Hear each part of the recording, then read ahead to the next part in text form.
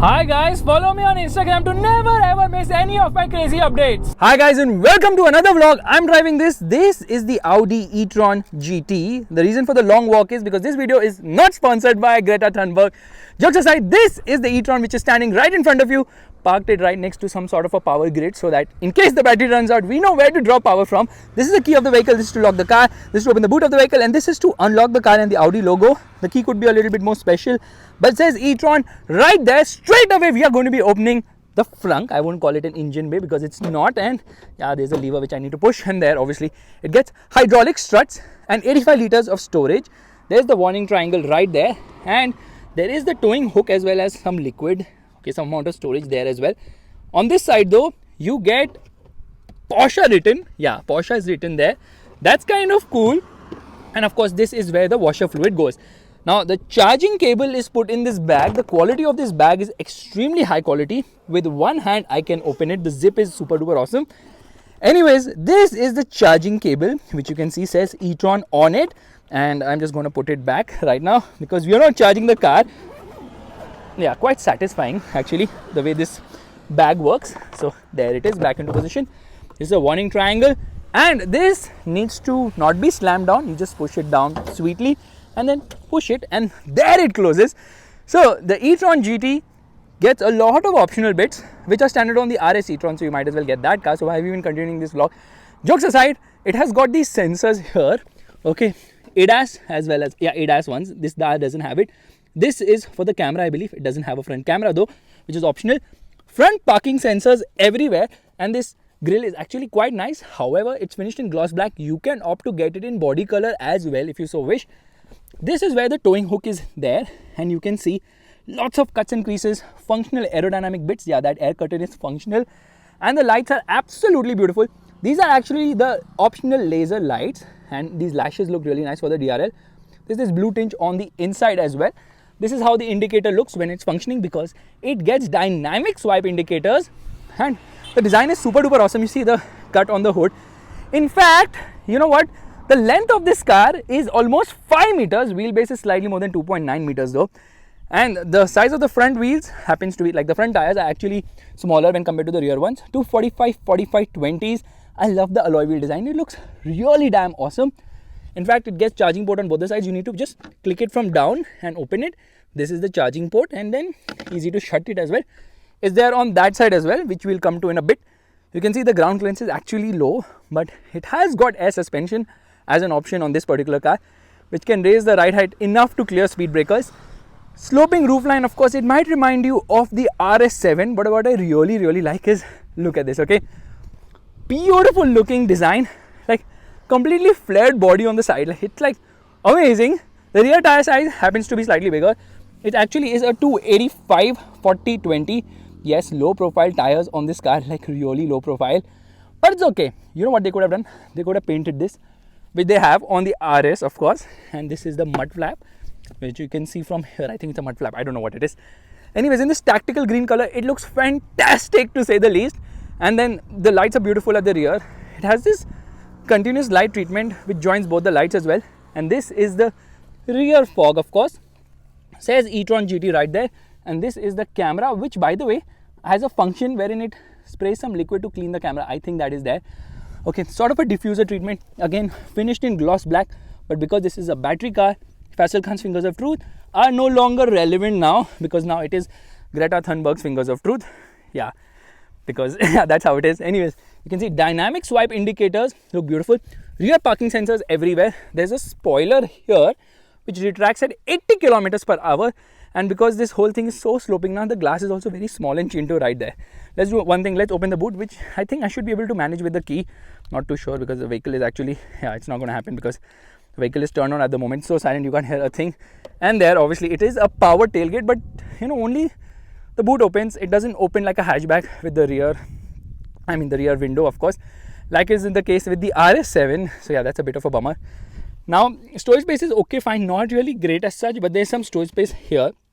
However, the boot will have nothing once the spare wheel is placed on top.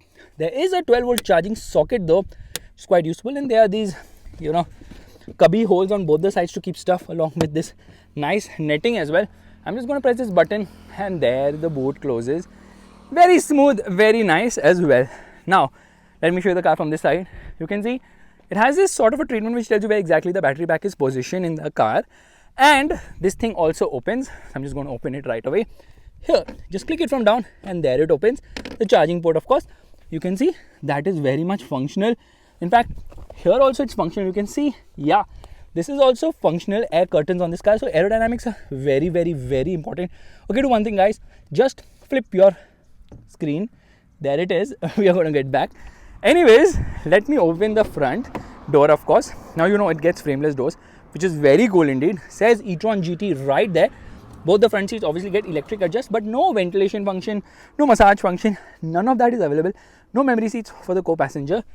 And here you can see it gets a light inside the glove box, which is decent size. I love the lining, but what I don't love is hard plastics are plenty.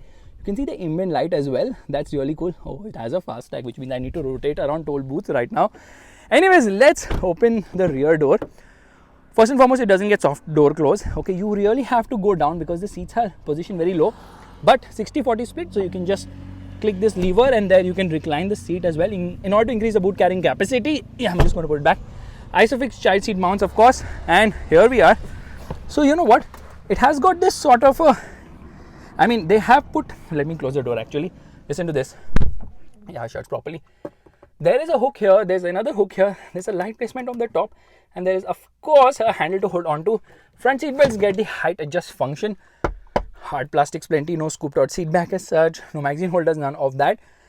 Now what Audi calls this is like a footwell garage, wherein they have actually scooped out the battery pack so that there is legroom, and legroom and kneeroom is okay. It's not great, it's okay.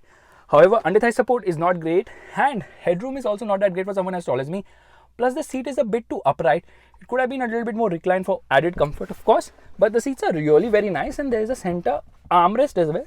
To click this button and open it, you got twin cup holders here. You get 3 adjustable headrests at the rear, but center passenger might have a head.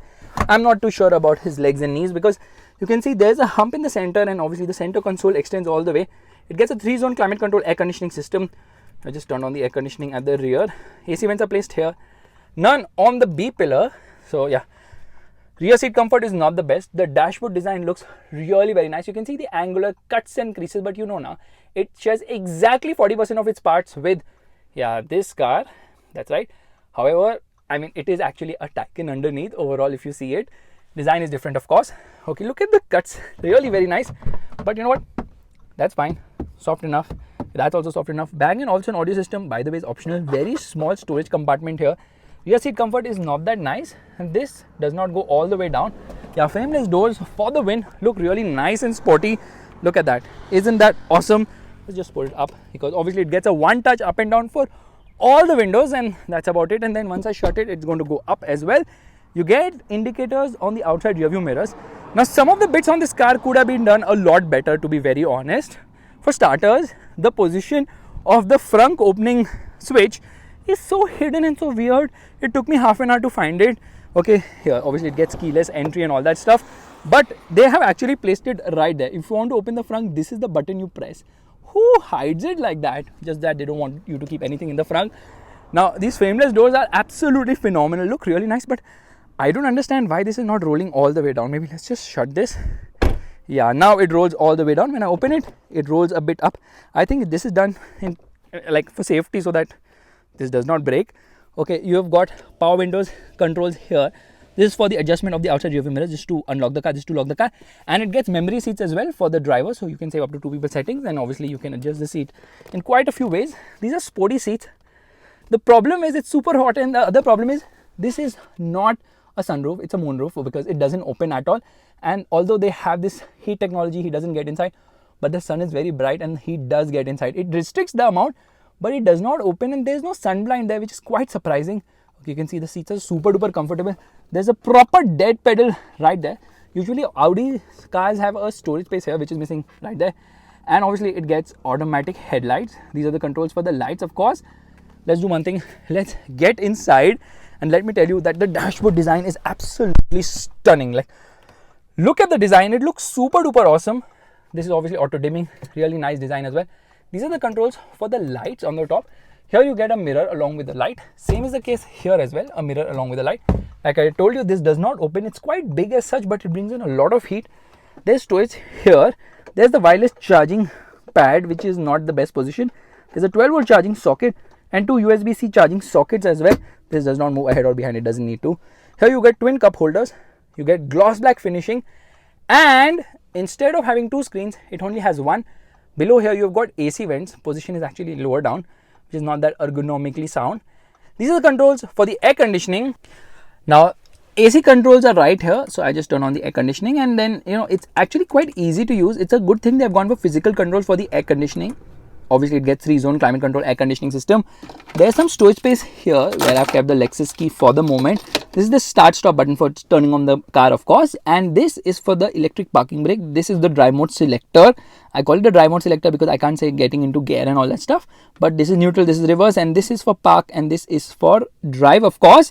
Meanwhile, this is for the drive select, this is for traction control, hazard light, parking sensors, and this is to turn on and off the screen. Here you can turn it off, and then you can tap to turn it on. Now this is a 10.1 inch screen, which is a fingerprint magnet, which you can see, but it's fantastic. It's very, very, very nice.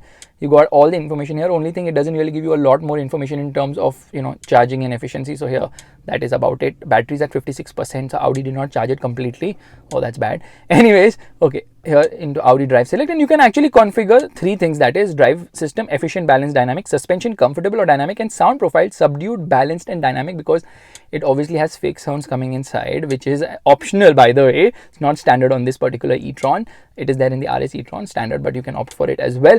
The usual luxury bits which you get in Audi cars, but you know what, I need to get into lights and vision because I want to show you the background lighting. Now it has got 30 colors, but it has only got it for surfaces, not for contours. Usually Audi cars have both for surfaces and contours, where you can decide how you want the colors to be, and then here they are, the 30 colors, which will not be visible right now in bright daylight, of course. And then you know what, the virtual cockpit is obviously very nice. So we get into display and brightness and Audi virtual cockpit. There are 3 modes: classic, sport and e-tron sport. So this is the classic one, this is the sport one. Can you even see the difference? Yeah, it's just having this red around, that's about it. And then this is the e-tron sport, which is a little bit more funkier, and you can press this view button, where is it, yeah, to change the display as well, to get a different sort of a display.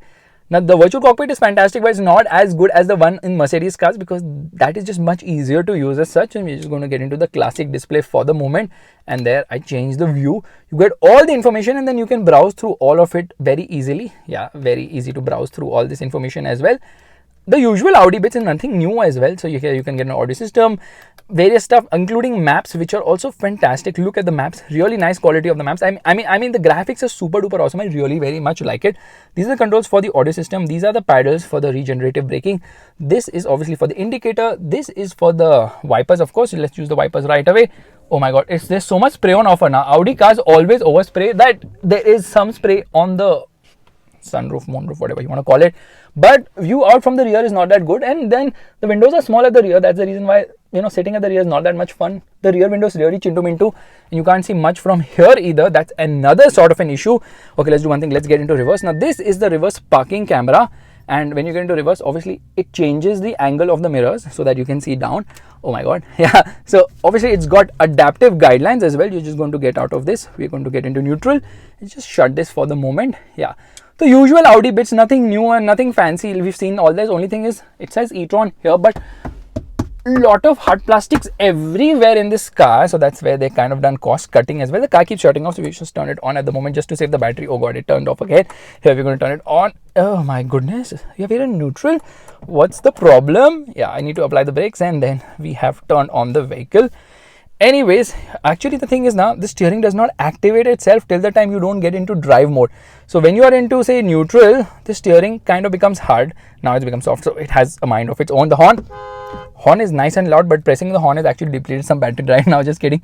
Nice silver touches, and the whole dashboard design is so full of cuts and creases. Look at the design. It's like the elements used are so fantastic. What a beautiful cabin. It's absolutely stunning, and you get the flat bottom treatment, of course. A multitude of airbags. Overall, what do you think of the design of the Audi e-tron? I think it looks fantastic. e-tron GT Bolo Faisal, and there is a handle to hold on to here as well. So I think we have covered most of the things about this amazingly beautiful looking Audi in terms of interiors and exteriors.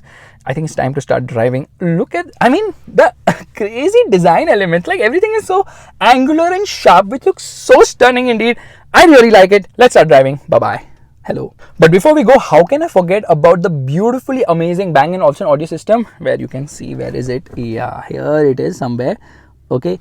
You know what? They have this new thing going on here so that the co-passenger can easily adjust. This is to turn off the audio system going ahead of a track, behind a track. This is for mute, and then you can just rotate it like this to increase the audio, the volume. Check that out.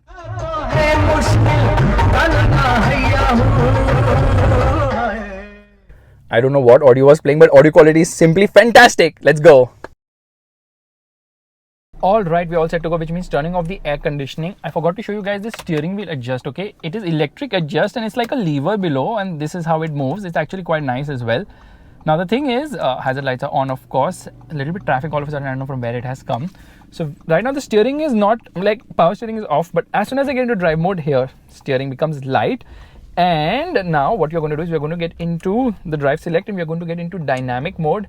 Hazard lights off, left foot on the brake, right foot on the accelerator, revving the motor, and off we go.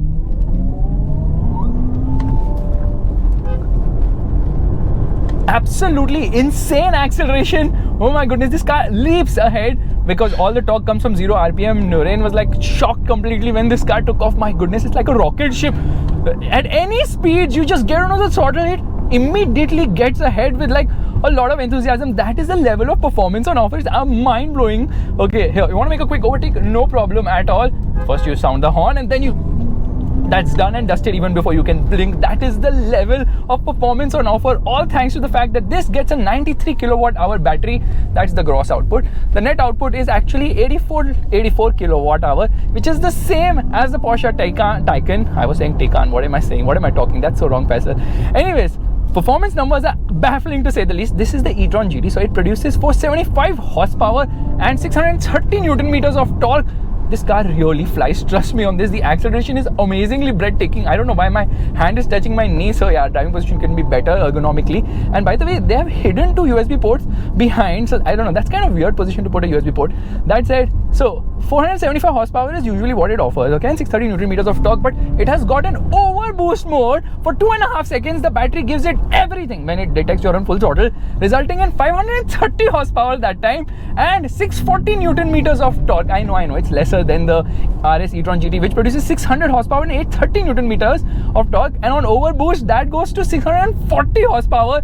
This goes from 0 to 100 kilometers per hour in 4.1 seconds. The RS I think goes 3.3 seconds, but performance is so breathtaking. It's got dual motors, of course, but the rear motor has 2 speeds for the gearbox. One is for normal driving when you're cruising. Okay, the second one, that is. The first one is obviously when you want to get mad acceleration like this, but when you decide that you want to go for maybe cruising and high speeds, that is when the other one works, the gearbox. So 2-speed automatic gearbox, which is again fantastic. It's absolutely insane. The performance of this car is mind-blowing. Let's stop. Brakes are nice, regenerative braking, of course, but not as aggressive.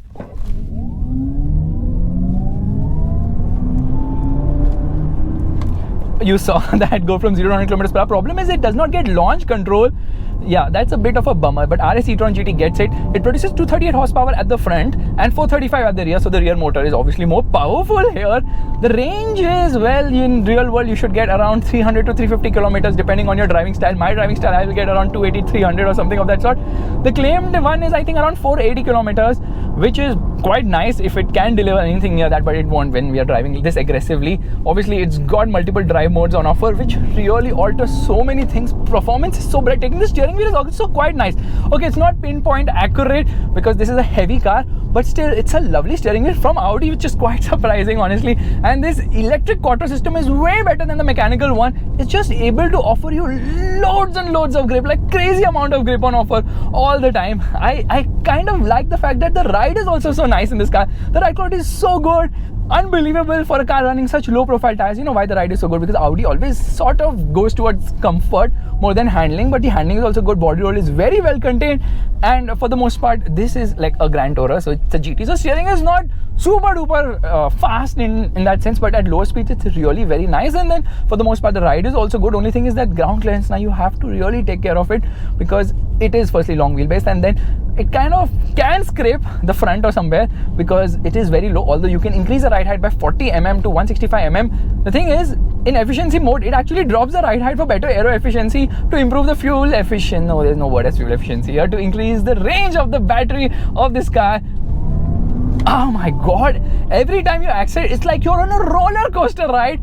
Obviously it doesn't have any sound. At low speeds that's the normal electric motor sound, but then when you get into higher speeds, all these fake sounds come to give you a sensation that you're in probably a rocket ship or something of that sort. It's nice. Okay, now these paddles are for regenerative braking, but you know, you can alter how much regen you want, but you cannot drive with just the accelerator pedal, because when you leave the throttle it does not reduce the speed as much as we have seen in some of the cars. Like in Teslas, when you let go of the throttle now, it like at max regen it really stops very fast. That is unbelievable. Now refinement of the motor, obviously electric motor is super duper refined, you can't hear anything inside, but because it's so refined there's no noise as such. You obviously hear the road noise a bit because the tires are really big on this car, but grip levels are absolutely baffling to say the least. What an unbelievably quick machine. This is going to save the environment for sure, but you know what, I think I have my earplugs on, I can't hear anything. I need sound. That sound factor is missing here. Okay, now in comfort mode things are very comfort oriented. Obviously air suspension is there, so a lot of stuff is altered there. And in dynamic mode, I think the steering has slightly some better amount of feel as well, which is going to come to a stop, which means I'm searching for the hazard light. I'm so dumb right now. Here we're going to stop. Brakes are nice, but that motor noise you can hear, right? And off we go. Brakes are quite nice, but you know what? Audi will offer you carbon ceramic discs as options. These are running obviously steel discs. By the way, the charging time is, I think, okay, there are multiple charging options. 11 kilowatt AC charging at your home should take around 9 hours, something of that sort. Okay, 9.5 hours probably. I don't know. I don't remember all this because it's so complex. How many options you have for battery? Fuel here. 1 octane, I will fill it and I'm done and dusted with it, okay? But here that confusion obviously arises. So yeah. Now if you opt for 22 kilowatt AC charging, that will take you around 5 hours 15 minutes, and then if you go to a 25 kilowatt DC fast charging, that should take you around 3 hours to go from 5 to 85% charge. Meanwhile there's another option, I think, which is a 50 kilowatt. Okay, that's going to reduce it by half, so 1.5 hours.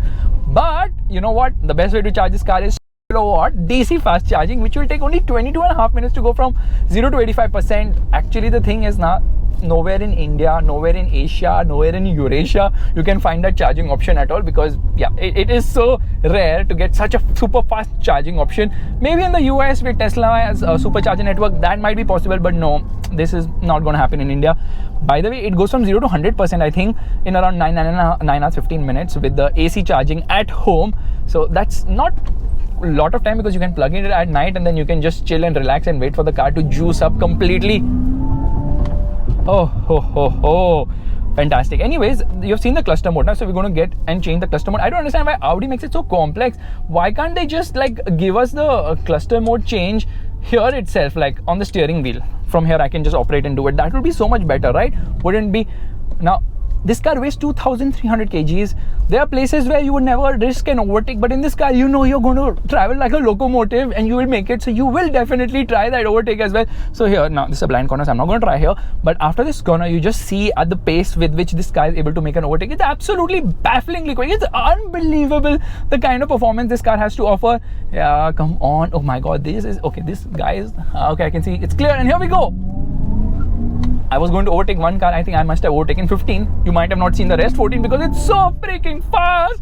Oh my God. Let's just change the view on the cluster as well.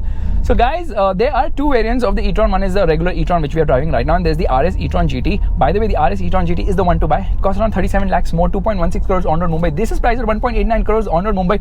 You don't pay much in terms of taxes because it's electric. It's going to save the environment. And by the way, it's 500 kilometers of official claimed range, which is also fantastic.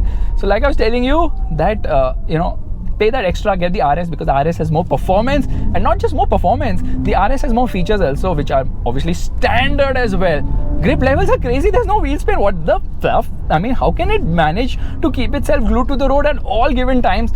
It's unbelievable, a car. It's unbelievable. If you're looking for an electric car, this is one to definitely consider, because the performance is going to blow you over. It just has acres of performance, and the top speed is 245 kilometers per hour. I think the RS will do maybe 250 kilometers per hour, 5 kilometers per hour, who cares? Anyways, you don't want to deplete the battery by driving so fast, and you're going to take a U-turn from here. So rather than going here, I'm just going to go here. You know, this earlier road which used to dip right there, yeah, it still dips the same way. So here we are, and now I'm going to get into reverse. Everything is very smoothly done. Only thing is, I wished, Audi had made it slightly easier in terms of raising the ride height of this car, because it's kind of like getting into the menu and then doing all these things, which is like a bit of a time consuming thing. So you can see the lightness of the steering wheel. Only thing is, don't go hard on the throttle, because if you do, you're obviously going to take off any moment. Changing the view, hazard light off, left foot on the brake, right foot on the accelerator, revving the motor. There's no motor to rev, and off we go.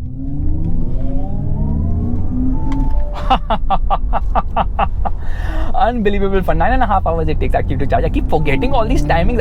Can't you just talk about 91, 97 octane? I mean, why this complexity? Anyways, guys, this is my vlog of the fantastic Audi RS. Sorry, I'm saying RS because the performance is like an RS model, but it is just the e-tron GT. It's absolutely fantastic. It's based on the J1 platform as the Taycan shares. I've already said all this, but I'm telling it again, 40% of the parts with the Taycan, you're pushed back into the seat. Like you can see there's an incline right there. Okay, incline, decline, curves, you give it anything. You get onto the throttle, the motor is relentless in the way it's able to perform and push you back into the seat at any given speed.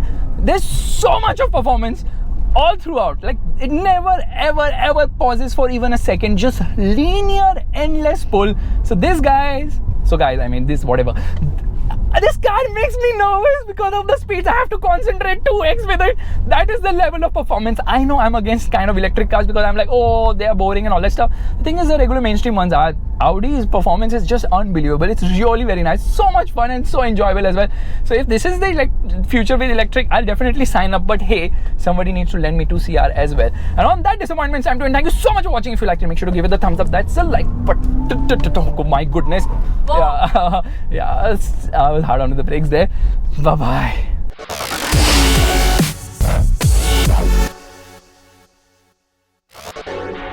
Roll band karo.